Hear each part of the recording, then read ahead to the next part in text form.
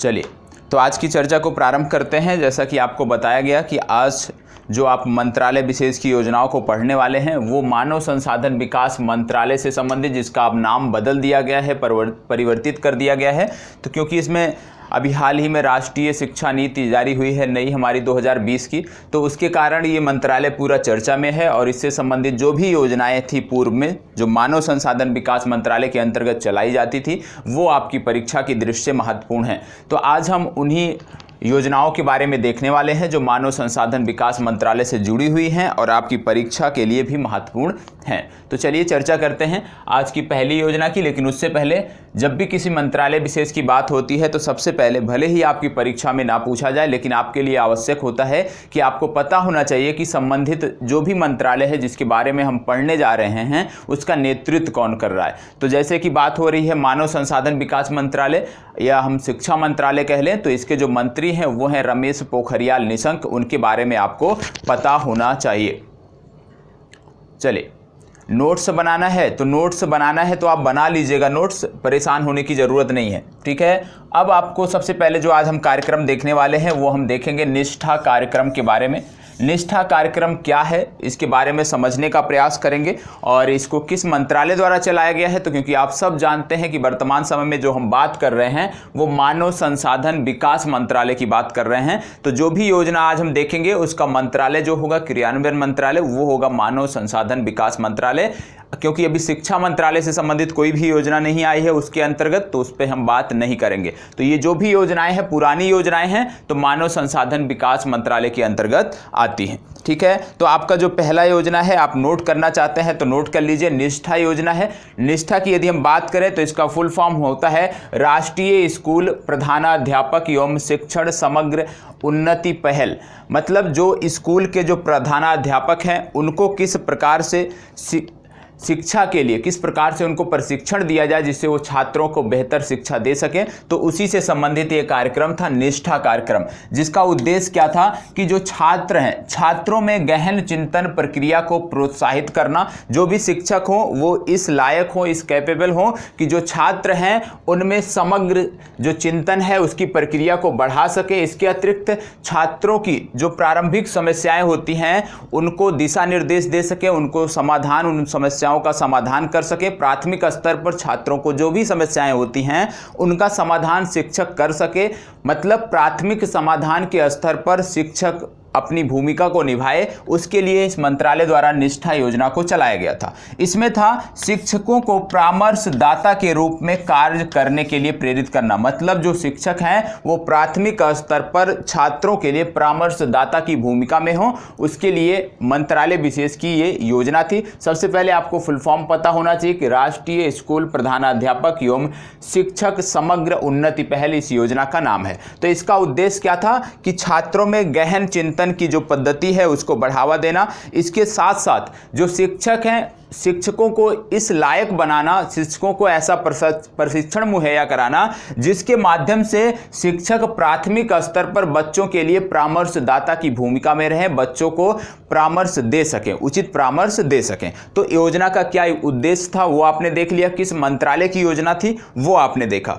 अब कुछ योजनाएं से, इस योजना से जुड़े हुए कुछ अन्य पहलू हैं जिसके बारे में आपको पता होना चाहिए। क्योंकि आपने देखा कि ये शिक्षकों को प्रशिक्षित करने का कार्यक्रम है, तो शिक्षकों को प्रशिक्षित किया जाएगा तो किस क्षेत्र से जुड़े हुए शिक्षक को, प्राथमिक स्कूलों से, माध्यमिक स्कूलों से, कॉलेजों से, स्कूलों से, किन शिक्षकों को यहाँ पे प्रशिक्षित किया जाएगा ये भी आपको पता होना चाहिए। तो इसमें जो लाभार्थी हैं, मतलब जिन शिक्षकों को प्रशिक्षण दिया जाएगा वो शिक्षक कौन कौन से हैं। सबसे पहले जो हमारे प्राथमिक स्कूल होते हैं, प्राइमरी स्कूल जिसको आप बोलते हैं, प्राथमिक स्कूल, उसके बाद आपका होता है माध्यमिक स्कूल। तो प्राथमिक स्कूल के जो शिक्षक हैं पूरे भारतवर्ष के, इसके बाद जो माध्यमिक स्कूल के शिक्षक हैं, इसके अतिरिक्त जो डायट के शिक्षक हैं, डायट यदि आप यूपी से जुड़े हैं तो आपको पता होगा डायट मतलब जिस तरह से आपने बीएड का कॉन्सेप्ट देखा है उसी तरह से प्राथमिक स्कूलों के जो शिक्षक चुने जाते थे वो डाइट परीक्षा से, जो आपका बीटीसी परीक्षा होता था उसके माध्यम से होते थे। तो डाइट जो होता था प्रत्येक जिले में एक केंद्र होता था जहां पे जो बीटीसी के हमारे प्रशिक्षु होते थे वो प्रशिक्षण प्राप्त करते थे। तो कहने का मतलब है सबसे पहले प्राथमिक स्कूलों को शिक्षकों को शिक्षित किया जाएगा, प्रशिक्षित किया जाएगा, इसके बाद माध्यमिक स्कूलों के, और इसके बाद डाइट का मतलब हो गया जहां पे जो प्रशिक्षु होते हैं, बीटीसी जो प्रशिक्षु होते हैं उनको जहां पे ट्रेनिंग दी जाती है उन शिक्षकों को भी प्रशिक्षित किया जाएगा, जिससे वो आने वाले भविष्य के जो शिक्षक हैं उनको बेहतर प्रशिक्षण दे सकें, जिससे छात्रों को प्राथमिक स्तर पर ही उनको बेहतर, उनका जो भी उनकी समस्याएं हैं उसका समाधान हो सके, एक परामर्शदाता के रूप में शिक्षक की भूमिका सुनिश्चित की जा सके। यदि हम बात करें इस योजना की तो सबसे पहली बात कि इस योजना की जो विशेषता है कि ये केंद्र प्रायोजित योजना है, मतलब 100% इसमें जो भी फंडिंग होगा वो केंद्र सरकार द्वारा किया जाएगा। और इसमें जो लक्ष्य रखा गया है वो पूरे भारतवर्ष से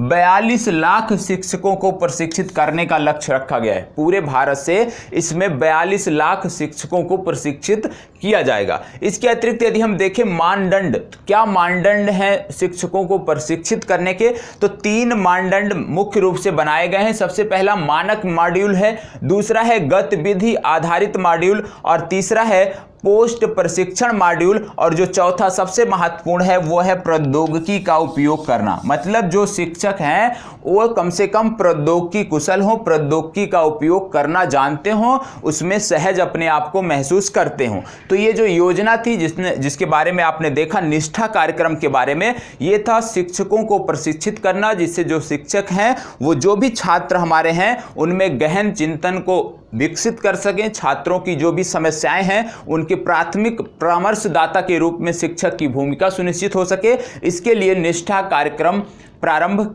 कराया गया है। ठीक है, तो आप सबने समझ लिया, किसी भी योजना को एक तरफ से नहीं नोट करना है, परेशान होने की जरूरत नहीं है। सिर्फ क्या पता होना चाहिए किसी भी योजना को जो हम पढ़ते हैं उस योजना का उद्देश्य कौन है, क्रियान्वयन करने वाला मंत्रालय कौन है, उस योजना को फंडिंग कहां से मिल रही है, और वह जो योजना है वह किन क्षेत्रों के लिए है। तो 4 बिंदु होते हैं किसी भी योजना के, और चारों बिंदु मैंने आपको बता दिया है। तो आपको नोट करने के चक्कर में नहीं आना है, समझने का प्रयास करना है, नोट करने के चक्कर में नहीं जाना है, क्योंकि ये वीडियो आपको हमेशा मिलती रहेगी, हमेशा बनी रहेगी। तो नोट करने पर मत जाइए, समझने का प्रयास कीजिए। ठीक है, एक बार फिर से रिपीट कर दे रहा हूं सारी चीजें। सबसे पहले हमने बात किया निष्ठा योजना की, और निष्ठा योजना का फुल फॉर्म होता है राष्ट्रीय स्कूल प्रधानाध्यापक एवं शिक्षण समग्र उन्नति पहल। इसका उद्देश्य था कि जो छात्र हैं उनमें समग्र चिंतन, गहन चिंतन प्रक्रिया को प्रोत्साहित किया जाए। इसके बाद जो छात्र होते हैं प्राथमिक स्तर पर, उनको जो समस्याएं होती हैं उनको प्राथमिक स्तर पर जिस परामर्शदाता की आवश्यकता होती है उसकी भूमिका जो प्राथमिक स्कूलों के शिक्षक हैं, माध्यमिक स्कूलों के शिक्षक हैं, वो परामर्शदाता की भूमिका में आए। तो इसके लिए यह कार्यक्रम था। तो उद्देश्य क्या था आपने समझ लिया, किस मंत्रालय की योजना है ये आपने समझ लिया, और इसको फंडिंग कौन कर रहा है, वित्त मुहैया कौन कर रहा है इस योजना को। तो आपको बताया गया कि ये 100% केंद्र सरकार की केंद्र प्रायोजित योजना है। तो जो फंडिंग होगा वो केंद्र सरकार द्वारा किया जाएगा, केंद्र सरकार द्वारा दिया जाएगा। तो ये चीज आपने देख लिया। इसके बाद फिर आता है कि किन क्षेत्रों के शिक्षकों को इसमें चयनित किया जाएगा, क्योंकि भारत में यदि हम बात करें तो यदि हम सिर्फ और सिर्फ शिक्षक की बात करते हैं तो योजना स्पष्ट नहीं है। तो इसमें स्पष्ट बताया गया है सबसे पहले प्राथमिक स्कूलों के शिक्षकों को, माध्यमिक स्कूलों के शिक्षकों को, और प्राथमिक और माध्यमिक स्कूल के जो शिक्षक होते हैं जहां से इनको प्रशिक्षण मिलता है, जब ये शिक्षक के रूप में चयनित होते हैं तो जहां से इनको प्रशिक्षण मिलता है, जैसे जो हमारे डाइट होते हैं जो जिले पे होते हैं जहां पे बीटीसी प्रशिक्षुओं को प्रशिक्षण दिया जाता है, उनके शिक्षकों को प्रशिक्षित करना। इसी प्रकार से प्रत्येक जिले स्तर पे जो कॉलेज होते हैं गवर्नमेंट के, राज्य सरकार विशेष के, जहां पे बीएड के जो परीक्षार्थी होते हैं उनको जहां पे प्रशिक्षण दिया जाता है उन शिक्षकों को प्रशिक्षण देना। मतलब कि जहां से शिक्षक बन के आते हैं, जहां से शिक्षकों को प्रशिक्षण मिलता है उनको भी प्रशिक्षित करने की बात की गई है। ठीक है, तो अब इसमें कुछ भी नोट करने की जरूरत नहीं है। ठीक है। योजना के बारे में तो ज़्यादा चीज़ें जब पूछी जाती हैं तो उद्देश्य योजना का क्या है, किन वर्गों को जो है वो कवर कर रही है, किसके द्वारा चलाई गई है, और यदि किसी विशेष स्थान से लॉन्च की जाती है, विशेषकर जब भारतीय प्रधानमंत्री द्वारा कोई योजना लॉन्च की जाती है तो उस संदर्भ में आपको पता होना चाहिए कि जो योजना लॉन्च की गई है वो कहाँ से लॉन्च की गई है, वो क्षेत्र भी आपको पता होना चाहिए। जैसे उज्ज्वला योजना के बारे में आपको पता होना चाहिए कि कहाँ से लॉन्च की गया। इसी प्रकार से पशु रोग नियंत्रण कार्यक्रम भारतीय प्रधानमंत्री ने लॉन्च किया था, वो कहां से लॉन्च किया था। तो ऐसे जो कुछ योजनाएं होती हैं जो प्रधानमंत्री लॉन्च करते हैं तो उसमें स्थान के बारे में भी पूछा जाता है कि किस स्थान से लॉन्च किया गया। तो जो भारतीय प्रधानमंत्री द्वारा जो भी योजनाएं संचालित की जाए, जो भी उनके द्वारा उद्बोधन किया जाए, वो आपको पता होना चाहिए कि कहां से किया है, ठीक है। बाकी अन्य मंत्रालयों से संबंधित स्थान नहीं पूछा जाता है। चलिए अब दूसरी योजना देखते हैं। दूसरी योजना आपकी है प्रधानमंत्री नवोन्मेष शिक्षण कार्यक्रम। ये क्या है, इसके बारे में समझने का प्रयास करते हैं। प्रधानमंत्री नवोन्मेष शिक्षण कार्यक्रम, जिसका दूसरा नाम था ध्रुव। तो या तो आप कह लीजिए कि ध्रुव योजना क्या है या प्रधानमंत्री नवोन्मेष शिक्षण कार्यक्रम क्या है। ज्यादातर ध्रुव के नाम से इसको जाना जाता है। तो इस योजना का उद्देश्य था जो भी स्कूल के समय पे, मतलब कक्षा 9 से 12 के बीच में जो हमारे प्रतिभाशाली बच्चे हमको दिखते हैं, जो प्रतिभाशाली छात्र हैं, उनको किस प्रकार से उनका जो कौशल है, उनका जो ज्ञान है, उसको किस प्रकार से समृद्ध किया जाए, उनको किस प्रकार से और कौशल और ज्ञान से लैस किया जाए, उसके लिए ध्रुव योजना थी कि बच्चे जो भी हैं कक्षा 9 से 12 के बीच में जो बेहतर प्रदर्शन कर रहे हैं, जो भी छात्र बेहतर प्रदर्शन कर रहे हैं स्कूलों के स्तर पर, वैज्ञानिकी के क्षेत्र में या कला के क्षेत्र में, उनको प्रोत्साहित किया जाए, जिससे भारत का बेहतर भविष्य का निर्माण हो सके और आगे चलकर वही बच्चे अपने क्षेत्रों में बेहतर कर सकें। तो इसके लिए ये कार्यक्रम था। तो इसमें क्या था, प्रतिभाशाली बच्चों के कौशल एवं ज्ञान को समृद्ध करने के लिए, उनकी पहचान व उन्हें प्रोत्साहित करने के लिए, साथ ही समाज में उनके योगदान को दिखाने के लिए, समाज में उनके योगदान को एक प्रकार से दिखाकर अन्य वर्गों को, अन्य लोगों को भी प्रोत्साहित करने के लिए इस योजना की शुरुआत की गई थी। नाम था ध्रुव। अब इसमें आगे क्या चीज जाना है, जैसे मैंने बोला सबसे पहले किसी योजना के बारे में कि कौन सा मंत्रालय चला रहा है। तो आज आपको भूलना नहीं है, मानव संसाधन विकास मंत्रालय द्वारा इस योजना को चलाया जा रहा है, ठीक है। अब इसमें क्या चीज और पता होना चाहिए कि कई कई योजनाएं होती हैं जिसमें जो मंत्रालय होता है या जो सरकार होती है किसी थर्ड पार्टी से भी सहायता करती है, मतलब 2 से 3 पक्ष उसमें जुड़े होते हैं। तो 2 से 3 पक्ष क्या इस योजना में जुड़े हैं, तो आपको पता होना चाहिए जुड़े हैं, क्योंकि ये जो योजना है आपकी, इसको ध्रुव तारे के नाम पर ध्रुव रखा गया है। और इसमें जो भी बच्चा चयनित किया जाएगा इस योजना के अंतर्गत, कक्षा 9 से 12 का जो भी छात्र इस योजना के अंतर्गत चयनित होगा उसको ध्रुव तारा कहा जाएगा।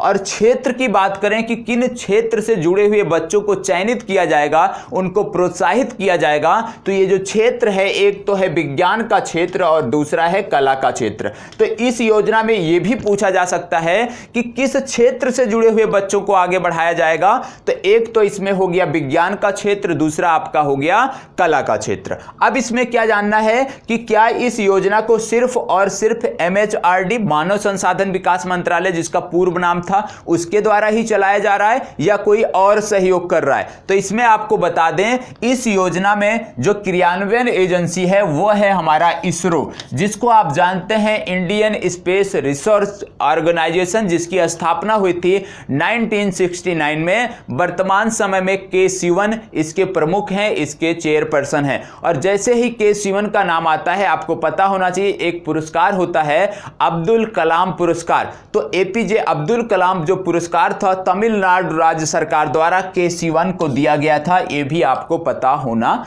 चाहिए, ठीक है। अब इसमें देखिए योजना की बात हो रही है, इसमें हम बहुत ज्यादा कुछ लिंकेज नहीं कर सकते, इसलिए सिर्फ और सिर्फ अपने टॉपिक की बात कर रहे हैं। यदि कोई दूसरा विषय मिला होता, कोई दूसरा विषय मेरे द्वारा पढ़ाया जाता, तो निश्चित रूप से जैसे करंट अफेयर्स में आपको लिंकेज मिलता है उसी तरह से मिला होता। लेकिन योजनाओं में क्या होता है कि सिर्फ पॉइंट टू पॉइंट होता है कि भाई कौन सा मंत्रालय चला रहा है, उसका उद्देश्य क्या है, किन वर्गों को कवर करेगा। ठीक है, तो इसी में यदि हम देख लें तो इसरो इसका क्रियान्वयन एजेंसी है और इसरो इसमें क्या होगा कि पूरे भारत से जो 9 से 12 के बच्चे हैं इसमें मैक्सिमम 60 बच्चों का चयन किया जाएगा। 9 से 12 के जो बच्चे हैं उनमें से 60 बच्चों का चयन किया जाएगा पूरे भारत से, और ये जो 60 बच्चे होंगे इनको इसरो द्वारा 14 दिन का प्रशिक्षण दिया जाएगा। इसरो का जो केंद्र है वहां पर इनको 14 दिवसीय प्रशिक्षण दिया जाएगा और 14 दिवसीय प्रशिक्षण के बाद यदि छात्र आगे बेहतर करते हैं तो निश्चित रूप से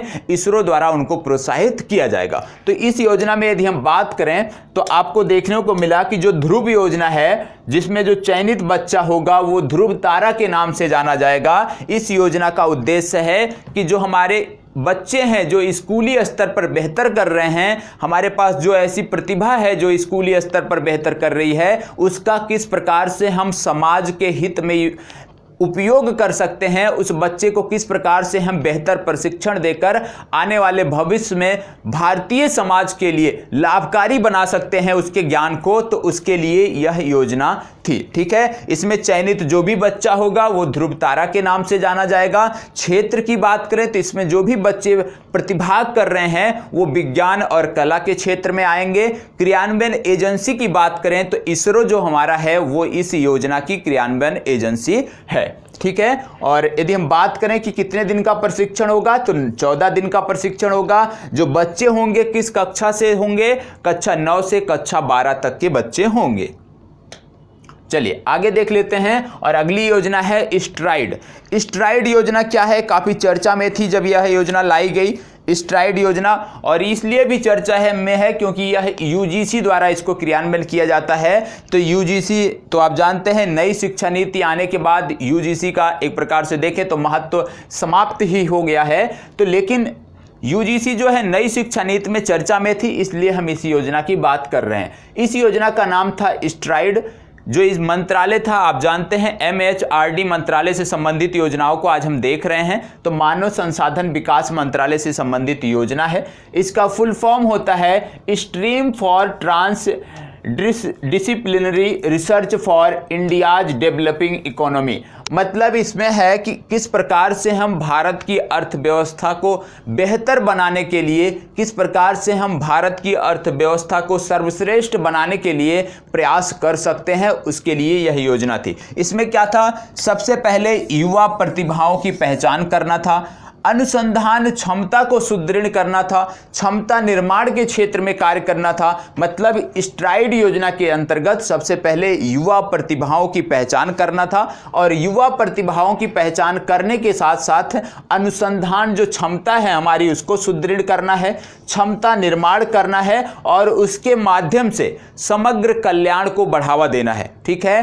तो युवा प्रतिभा की पहचान, अनुसंधान के जो कार्यक्रम हैं उनको बेहतर करना, और संरचना विकास के जो कार्यक्रम हैं अनुसंधान से संबंधित उनको बेहतर करना, क्षमता निर्माण करना, और इसके माध्यम से समग्र कल्याण को बढ़ावा देना इस योजना का लक्ष्य था। इसमें था, इस योजना द्वारा क्या था कि जैसे मानविकी विज्ञान हो गया, मानव विज्ञान हो गया, या उच्च प्रभावशीलता के जो नेशनल परियोजनाएं हैं, राष्ट्रीय नेटवर्क की परियोजनाएं हैं, उसको वित्त मुहैया कराना इस योजना का उद्देश्य था। जो भी महत्वपूर्ण योजनाएं हैं जो राष्ट्र के विकास में, भारतीय अर्थव्यवस्था में मदद कर सकती हैं, उनके विकास के लिए वित्त मुहैया कराना, उनको किसी भी प्रकार की जो है वित्त की कमी ना हो। ठीक है, अब इसमें यदि हम देखें तो किस प्रकार से देखा जाता था। क्रियान्वयन एजेंसी मैंने पहले बोल दिया, यूजीसी विश्वविद्यालय अनुदान आयोग इसका क्रियान्वयन एजेंसी है। और इसमें क्या था, इसके 3 घटक थे। इस योजना के 3 घटक थे, जिसमें सबसे पहला था स्थानीय, क्षेत्रीय, राष्ट्रीय या वैश्विक समाधान।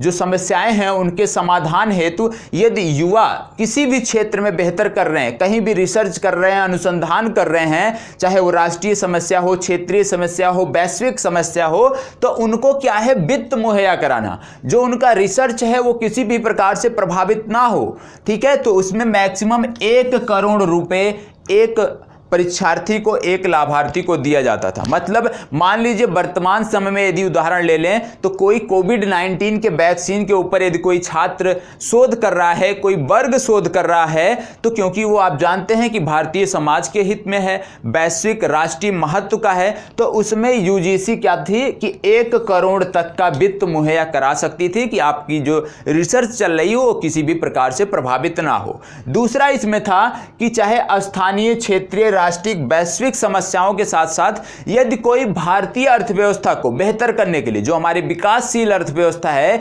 इसके बेहतरी के लिए भी कोई रिसर्च कर रहा है, तो वहां भी उसको 50,000 से 1 करोड़ रुपए की जो है एक प्रकार से फंड यूजीसी द्वारा मुहैया कराई जाती थी। तीसरा इसमें था यदि कोई मानविकी वर्ग में, मानविकी विज्ञान के क्षेत्र में या मानव विज्ञान के क्षेत्र में रिसर्च कर रहा है, जिसका आने वाले समय में भारत को लाभ मिल सके, भारतीय समाज को लाभ मिल सके, वैश्विक स्तर पर उसका कुछ लाभ हो सके, तो उसके लिए यूजीसी 1 से 5 करोड़ रुपए उपलब्ध कराती थी। कहने का मतलब है कि जो हमारी स्ट्राइड योजना है, इसका उद्देश्य था कि जो भी हमारी विज्ञान से संबंधित या कला से तो नहीं कह सकते, विज्ञान से संबंधित, अर्थव्यवस्था से संबंधित जो भी हमारी योजनाएं हैं या अंतरिक्ष क्षेत्र से संबंधित यदि कोई रिसर्च कर रहा है तो उसको वित्त मुहैया कराना, उसको फंड मुहैया कराना। तो स्ट्राइड योजना सिर्फ और सिर्फ इतना था, यदि कोई भी क्षेत्रीय, वैश्विक, राष्ट्रीय महत्व की बिंदुओं पर, राष्ट्रीय महत्व की घटनाओं पर रिसर्च कर रहा है, शोध कर रहा है, जिसका आने वाले समय में भारतीय समाज को लाभ हो सके, वैश्विक स्तर पर उसका कुछ लाभ हो सके, तो उसको फंड मुहैया कराना। तो स्ट्राइड योजना सिर्फ और सिर्फ फंड मुहैया कराने के लिए थी। इसमें 3 वर्गों के लिए फंड दिया जाता था। पहला था यदि कोई राष्ट्रीय महत्व के, अंतर्राष्ट्रीय महत्व के ऐसे मुद्दे पर कार्य कर रहा है, ऐसे मुद्दे पर शोध कर रहा है जो तकनीकी क्षेत्र से संबंधित हो, तो वहां पे उस छात्र को 1 करोड़ रुपए की मदद। यदि कोई वर्ग है ऐसा जो भारतीय अर्थव्यवस्था, जो हमारी विकासशील अर्थव्यवस्था है, उसको किस प्रकार से और गतिशील हम बना सकते हैं, इस मुद्दे पर शोध कर रहा है, मतलब अर्थव्यवस्था के मुद्दे पर, तो उसको 50,000 से 1 करोड़ रुपए की सहायता। और यदि कोई ऐसा है जो अंतरिक्ष के क्षेत्र में, मानविकी के क्षेत्र में, मानव विज्ञान के क्षेत्र में शोध कर रहा है, तो वहां पे 1 करोड़ से 5 करोड़ रुपए की मदद उपलब्ध कराना, वित्त उपलब्ध कराना स्ट्राइड योजना का लक्ष्य था। ठीक है, तो स्ट्राइड योजना के बारे में आपने देख लिया, 3 योजनाओं के बारे में अभी आपने देखा है। तो और कुछ छोटी छोटी बहुत ही महत्वपूर्ण योजनाएं हैं, 1 लाइनर हैं, कई परीक्षाओं में पूछी गई हैं, उनके बारे में भी हम बात करने वाले हैं। तो चलिए देख लेते हैं और जो योजनाएं हैं उनमें सबसे महत्वपूर्ण क्या है। तो सबसे पहला जो योजना है, इसका नाम है स्टार्स योजना। नोट कर लीजिएगा, स्टार्स योजना। अब स्टार्स योजना है क्या, इसको समझने का काम करते हैं। यदि आप नोट करना चाहते हैं फुल फॉर्म तो आप नोट कर सकते हैं। नोट कर लीजिए, स्कीम फॉर, यदि आप स्टार्स का फुल फॉर्म नोट करना चाहते हैं तो नोट कर लीजिए, क्योंकि मैं यदि नोट करता हूं तो थोड़ा सा समय लगेगा, यदि आप नोट कर लेंगे तो थोड़ा सा जल्दी हो जाएगा। ठीक है, स्कीम फॉर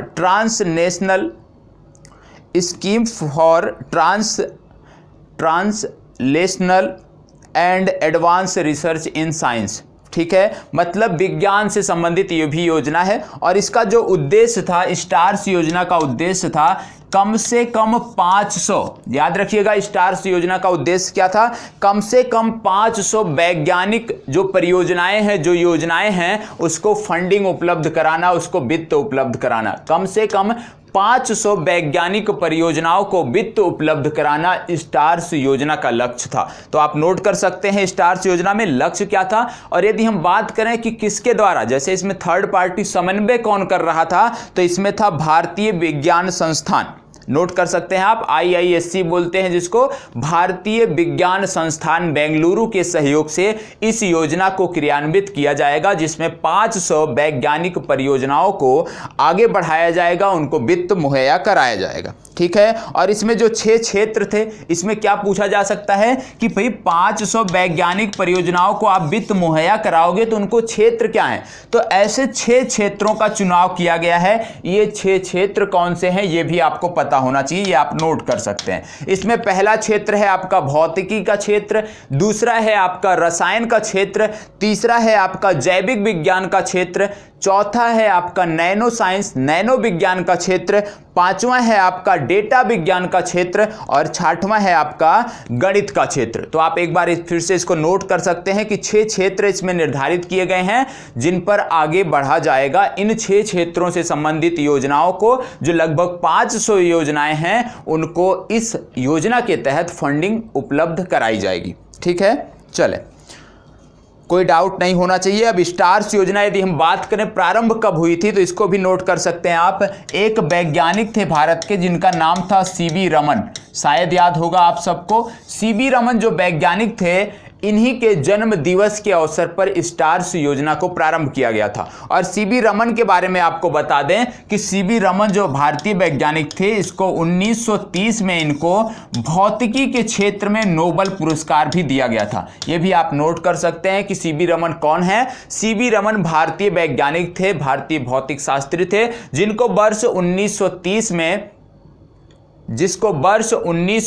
में इनको क्या किया गया था, वर्ष 1930 में इनको भौतिक विज्ञान के क्षेत्र में, भौतिकी के क्षेत्र में इनको नोबेल पुरस्कार से सम्मानित किया गया था। ठीक है, चले आगे बढ़ते हैं और बात करते हैं ऑपरेशन डिजिटल बोर्ड की। ऑपरेशन डिजिटल बोर्ड,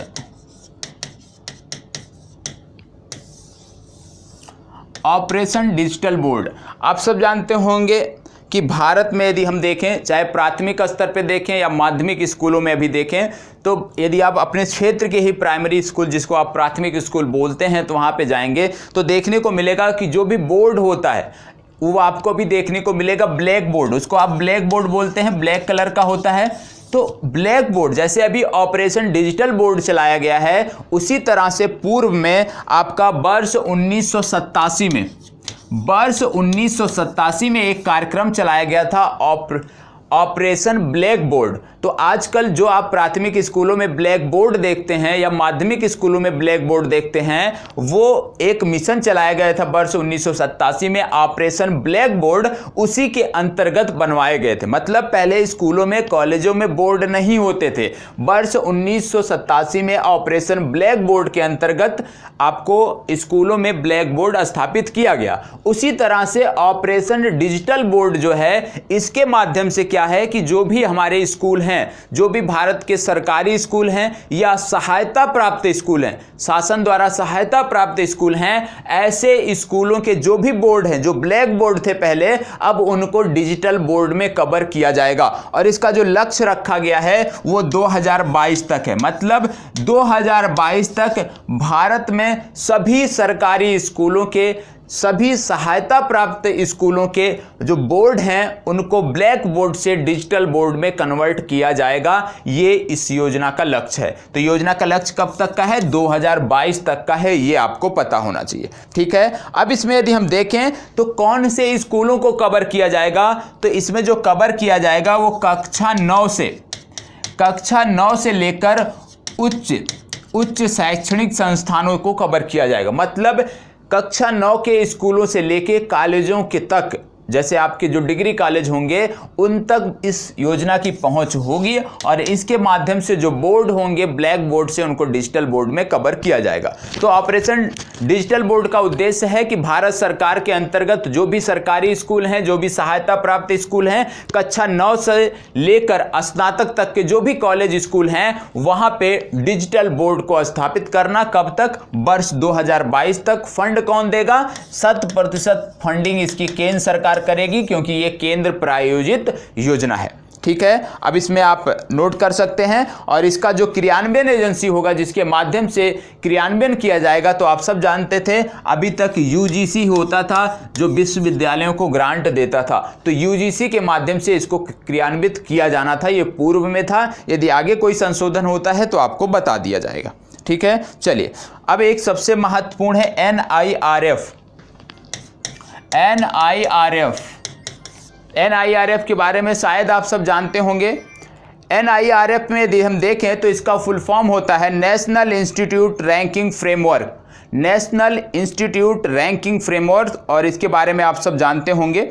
तो यदि आप देखें NIRF के बारे में, नेशनल इंस्टीट्यूट रैंकिंग फ्रेमवर्क, और ये हर वर्ष जारी होता है और इसके माध्यम से जो हमारा मानव संसाधन विकास मंत्रालय है वो बताता है कि भारत के जो भी कॉलेज हैं प्रत्येक वर्ग में, चाहे वो कला के क्षेत्र में हो, चाहे वो मानविकी के क्षेत्र में हो, चाहे वो हमारे प्रौद्योगिकी के क्षेत्र में है, जो भी हमारे यहाँ कॉलेज हैं उनकी स्थिति क्या है, उनकी रैंकिंग क्या है। तो NIRF जो रैंकिंग है ये आपके लिए महत्वपूर्ण है, क्योंकि इस पे सवाल उठे हैं कि भाई जो NIRF रैंकिंग में जो भारतीय संस्थान टॉप 10 में आते हैं, एक रैंकिंग आती है QS वर्ल्ड रैंकिंग।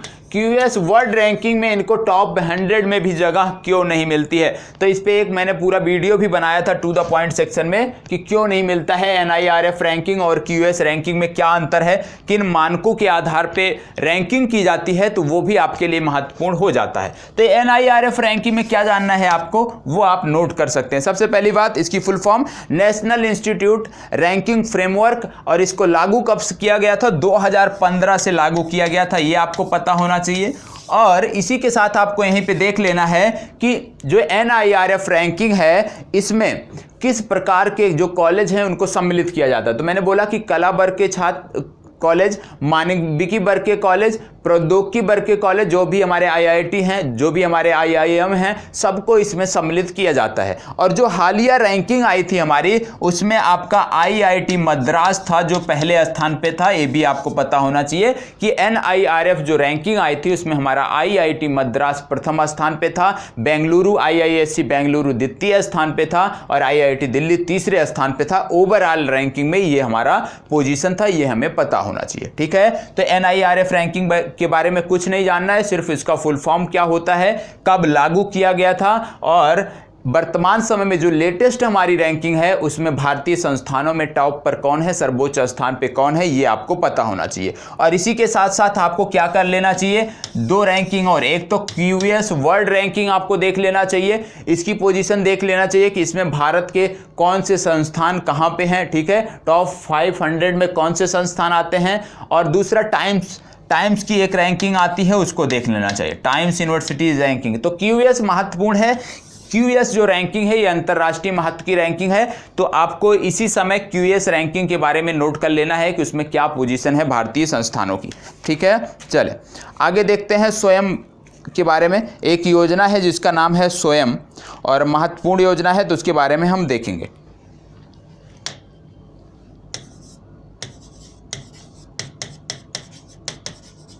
स्वयं योजना के बारे में हम देखने वाले हैं, और स्वयं योजना क्या है ये अभी तक हम समझेंगे।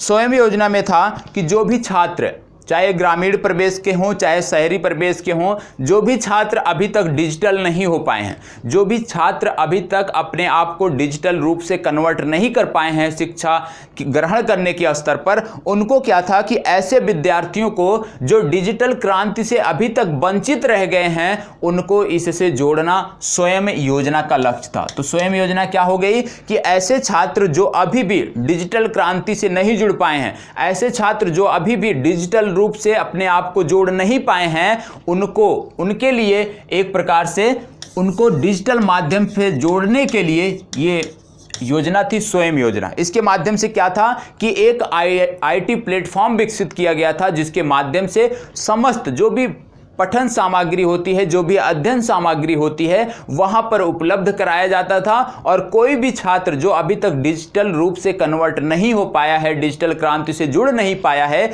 उस छात्र को स्वयं योजना के माध्यम से वहां पे लाभ दिया जाता था। तो एक IT प्लेटफॉर्म था जिसमें 9 से लेकर स्नातक तक के सभी पाठ्यक्रमों को, सभी पाठ्य पुस्तकों को, सभी जो अध्ययन सामग्री होती थी सबको यहाँ पे रखा जाता था। और इसके साथ साथ एक चैनल भी चलाया गया था, स्वयं प्रभा जो चैनल था ये 24/7 सप्ताह के 7 दिनों चलता था। और जो स्वयं प्रभा चैनल था इसको DTH के माध्यम से पूरे भारत में प्रसारित किया गया था, पूरे भारत में चलाया गया था, जहां पे इस चैनल के माध्यम से यदि हम देखें तो टोटल 32 प्रकार के शैक्षणिक चैनल चलाए जाते थे। मतलब सबसे पहले आपको जानना है स्वयं क्या था। स्वयं का उद्देश्य था कि जो छात्र अभी तक डिजिटल क्रांति से वंचित हैं, जो छात्र अभी भी अपने आप को डिजिटली रूप से जोड़ नहीं पाए हैं, ऐसे छात्रों को डिजिटल रूप से जोड़ना स्वयं योजना का लक्ष्य था। इसके माध्यम से एक IT प्लेटफॉर्म बनाया गया था जहां पे कक्षा 9 से लेकर स्नातक तक के समस्त जो शिक्षण सामग्री है, पाठ्य सामग्री है, वो वहां पे उपस्थित कराई गई थी, वहां पे दर्ज कराई गई थी। दूसरा, उसी योजना के अंतर्गत एक स्वयं प्रभा मुहिम था। स्वयं प्रभा के अंतर्गत DTH के माध्यम से पूरे भारत में 32 प्रकार के शैक्षणिक चैनलों का प्रसार किया गया था, जो 24/7 सप्ताह के 7 दिनों कार्य करते थे। और यहाँ पे कक्षा 9 से लेकर स्नातक तक के जो विषय होते हैं उनकी कक्षाएं इनको डिजिटल रूप में मिलती थी। क्योंकि समस्या क्या थी कि लोगों के पास डिजिटल से जुड़ने के लिए मोबाइल फ़ोन नहीं होता था। तो मोबाइल फ़ोन जहाँ पे नहीं है, जिनके पास नहीं है, क्योंकि आजकल टीवी जो है, टेलीविज़न जो है सबके घरों में पहुँच चुका है, तो ऐसे में DTH के माध्यम से उनको शिक्षा से जोड़ना, डिजिटल शिक्षा से जोड़ना इस योजना का लक्ष्य था। और ये महत्वपूर्ण इसलिए है क्योंकि लॉकडाउन में यह योजना महत्वपूर्ण हो गई है। लॉकडाउन में यदि हम देखें तो डिजिटली रूप से शिक्षा पे बहुत ज़्यादा बल दिया जा रहा है, और उस प्रकार से डिजिटल से जुड़ा हुआ, डिजिटल शिक्षा से जुड़ा हुआ कोई भी योजना है तो वो आपके लिए महत्वपूर्ण हो जाता है। ठीक है, तो स्वयं प्रभा और स्वयं क्या है ये आप दोनों नोट कर लीजिएगा। चलिए अगला हम देख लेते हैं शाला अस्मिता। एक था शाला दर्पण, शायद आपने पढ़ा होगा। आज हम देखने वाले हैं शाला अस्मिता। दोनों नाम अलग अलग हैं, ठीक है, दोनों का महत्व अलग अलग है, दोनों के बारे में अलग अलग जानना है। सबसे पहले शाला क्या था। शाला यदि हम देखें तो ये है निजी एवं सरकारी स्कूलों में कक्षा 1 से लेकर कक्षा 12 तक के जो छात्र हैं उनकी शैक्षणिक जो प्रगति है उसको मूल्यांकन करना। मतलब इस योजना के अंतर्गत 1 से लेकर 12 तक जो भी छात्र हैं आपके, उनकी जो भी शैक्षणिक गतिविधियां हैं उनको मूल्यांकन करना। ये किसके लिए था? सरकारी और निजी दोनों स्कूलों की बात की जा रही। मतलब जो भी आपके सरकारी स्कूल हैं, जो भी आपके निजी स्कूल हैं, उसमें जो कक्षा 1 से 12 तक के बच्चों को शिक्षा दी जा रही है उसकी गुणवत्ता क्या है, बच्चों को यदि शिक्षा दी जा रही है तो उनका स्तर क्या है, उसके बारे में मूल्यांकन करना शाला अस्मिता योजना का उद्देश्य था। अब इसमें थोड़ी सी बात और आपको जानना है कि अस्मिता के अंतर्गत क्या था। अस्मिता के अंतर्गत था कि ऐसे जो भी शैक्षणिक डेटाबेस होंगे उनको एक डिजिटल डेटाबेस में बनाया जाएगा, डिजिटल डेटाबेस में इनको केंद्रित किया जाएगा, जिसमें क्या क्या होगा, छात्रों से संबंधित उनका नामांकन, उनसे संबंधित समस्त जानकारियां और जिस प्रकार से वो कक्षा में परफॉर्म कर रहे हैं उनके शैक्षणिक स्तर को भी डिजिटल रूप से रखना अस्मिता का उद्देश्य था। तो शाला जो इसमें शाला अस्मिता है, इसमें शाला का उद्देश्य था कि 1 से 12 तक के जो भी बच्चे हैं हमारे, 1 से 12 तक के, चाहे वो निजी स्कूलों में पढ़ रहे हैं चाहे वो सरकारी स्कूलों में पढ़ रहे हैं, उनकी शैक्षणिक स्थिति क्या है, उनकी गुणवत्ता, जो उनको शिक्षा दी जा रही है उसकी गुणवत्ता क्या है, उनके मानकों को जो है रखना, उनका एक डेटाबेस बनाना, जानकारी रखना, वो इसका उद्देश्य था। अस्मिता के अंतर्गत क्या था कि इनका डिजिटल डेटाबेस तैयार करना था, छात्रों के बारे में उनकी समस्त जानकारियां और उनके जो भी शैक्षणिक गतिविधियां हैं उसके बारे में डिजिटल रूप से रखना था। ठीक है, और इसमें बहुत ज़्यादा परेशान होने की ज़रूरत नहीं है। जो महत्वपूर्ण योजनाएं हैं अभी आप देख लीजिए, अभी आपके पास समय है, जो सप्ताह का, जो आपके इस महीने का जो सबसे लास्ट सप्ताह होगा वहां पे वर्ष भर की जो सिर्फ और सिर्फ महत्वपूर्ण योजनाएं होंगी उनके बारे में आपको बताया जाएगा। तो यदि सारी योजनाओं को आप कवर नहीं कर पाते हैं तो परेशान होने की जरूरत नहीं है। लास्ट जो सप्ताह होगा उसमें आपको वर्ष भर की जो भी 8 से 10, 15 जो सबसे महत्वपूर्ण योजनाएं होंगी, जो किसी ना किसी संदर्भों में चर्चा में है, जैसे राष्ट्रीय पशु रोग नियंत्रण कार्यक्रम हो गया, जनधन योजना हो गया, तो ये वर्तमान समय में चर्चा में हैं, तो इनके बारे में आपको अलग से बता दिया जाएगा, तो वहां से आपकी चीजें बेहतर हो जाएंगी। ठीक है, इसके अतिरिक्त कौशल विकास से संबंधित जो भी योजनाएं हैं कौशल विकास मंत्रालय की, वो आपके लिए महत्वपूर्ण है, उसको ध्यान से देखिएगा। चलिए अब देख लेते हैं कुछ और योजनाओं के। जैसे एक योजना थी विज्ञान ज्योति। चलिए शाला अस्मिता देखा, अब शाला दर्पण देख लेते हैं। एक योजना और है इसी से मिलता जुलता, शाला दर्पण। शाला दर्पण योजना क्या है इसके बारे में जान लेते हैं।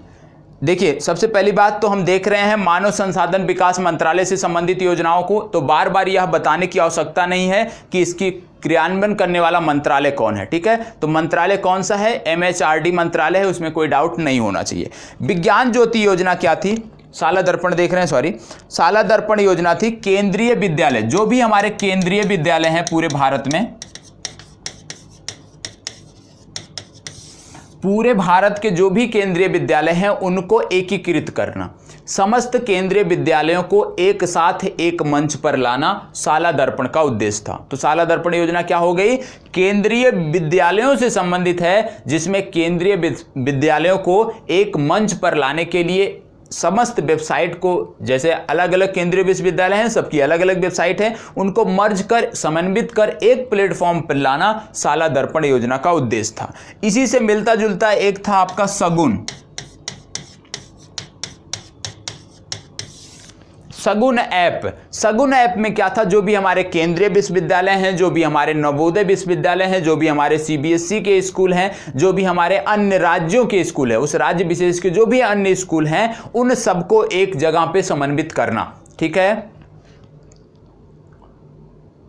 ठीक है। अभी मैं आपको यूपी PCS की अभी आप बात ना करें, यदि आप यूपी PCS की बात कर रहे हैं तो यूपी PCS का रिवीजन चल रहा है आज़ाद MPPSC अकादमी पे, पूरे वर्ष भर की घटनाओं का रिवीजन कराया जा रहा है, तो आप जाके वहां पे ज्वाइन हो सकते हैं और वहां पे देख सकते हैं, आज़ाद MPPSC अकादमी। तो प्लीज़ अभी जो भी बात है वो लास्ट में हम कर लेंगे।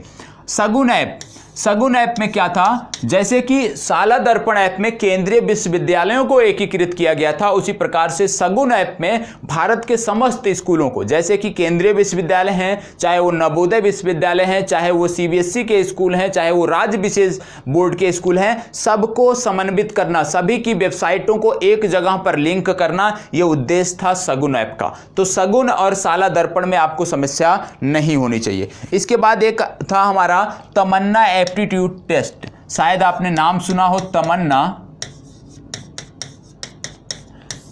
तमन्ना एप्टीट्यूड टेस्ट। तो जो तमन्ना एप्टीट्यूड टेस्ट था, ये अभी हाल ही में एक परीक्षा में पूछा गया था। तो तमन्ना एप्टीट्यूड जो टेस्ट था, इसको करा कौन रहा है, इसको करा रहा था CBSE और NCERT।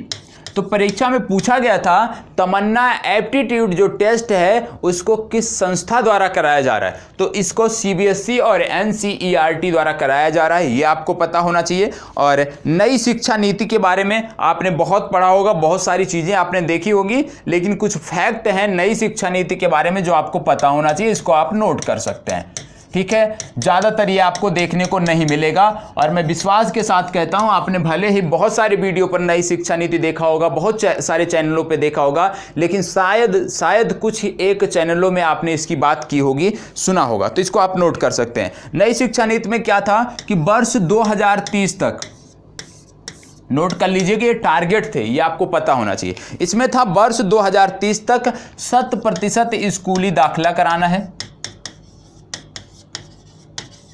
मतलब भारत सरकार ने निश्चित किया है नई शिक्षा नीति के अंतर्गत कि वर्ष 2030 तक भारत में 100% स्कूली दाखिला कराना है, प्राथमिक स्कूलों में 100% बच्चों का नामांकन होना चाहिए, ठीक है। इसी तरह से 2035 तक का लक्ष्य रखा है, 2035 तक का लक्ष्य है कि 50%,